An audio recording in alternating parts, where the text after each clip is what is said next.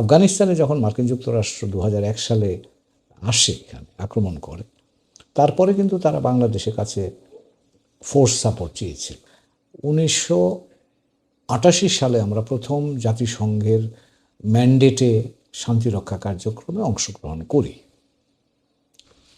তখন থেকে শুরু করে আজ পর্যন্ত আমাদের প্রতিষ্ঠিত নীতিমালা হচ্ছে বা অবস্থান হচ্ছে, আমরা শুধুমাত্র জাতিসংঘের ম্যান্ডেট প্রাপ্ত শান্তিরক্ষা কার্যক্রম সেটা আমরা অংশগ্রহণ করব, এর বাইরে আমরা অংশগ্রহণ করব না। এটা আমাদের একটা নীতিগত অবস্থান আপনি বলতে পারেন। এখন গাজার ক্ষেত্রে আমি এখনও নিশ্চিত নই যে এটা কী ফর্মেটে হবে। আইডিয়া আছে, কিন্তু এখনও এটা কংক্রিট কোনো শেপ নেয়নি।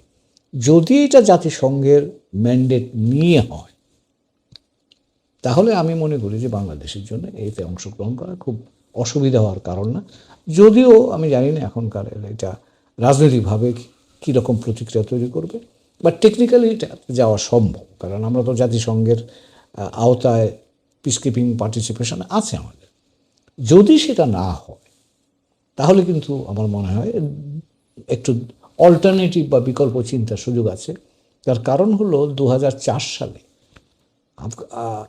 আফগানিস্তানে যখন মার্কিন যুক্তরাষ্ট্র 2001 সালে আসে, এখানে আক্রমণ করে, তারপরে কিন্তু তারা বাংলাদেশের কাছে ফোর্স সাপোর্ট চেয়েছিল।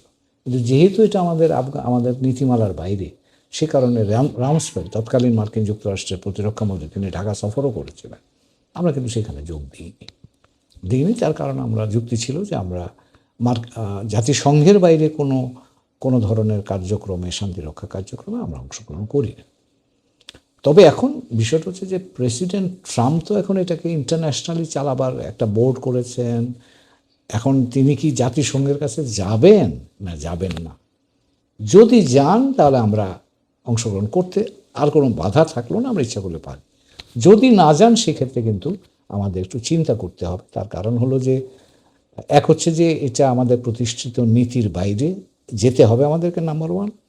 নাম্বার টু, এখানে একটা পলিটিক্যাল কনসিডারেশন থাকবে, কারণ Gaza is under occupation, still under Israel occupation, এবং আমরা কোনো অকুপেশন, আরব বা প্যালেস্টাইনি জনগণের অকুপাইং ল্যান্ডের ব্যাপারে গেলে পলিটিক্যাল কী রিয়াকশান হবে সেটা তো আমরা জানি না, কারণ এটার একটা সেন্টিমেন্টাল ভ্যালু আছে। কিন্তু কাজে এই বিষয়গুলো যতক্ষণ পর্যন্ত স্বচ্ছ না হচ্ছে, কি ম্যান্ডেট, কিভাবে এটা ইমপ্লিমেন্টেড হবে, ততক্ষণ পর্যন্ত এটাকে আমি আগ্রহ হিসাবেই দেখতে চাই। যদি আমাদের উপযুক্ত সুযোগ তৈরি হয়, সেখানে বাংলাদেশ অংশগ্রহণ করতে পারে। যদি তা না হয়, তাহলে হয়তো সেটা বাস্তবায়ন করা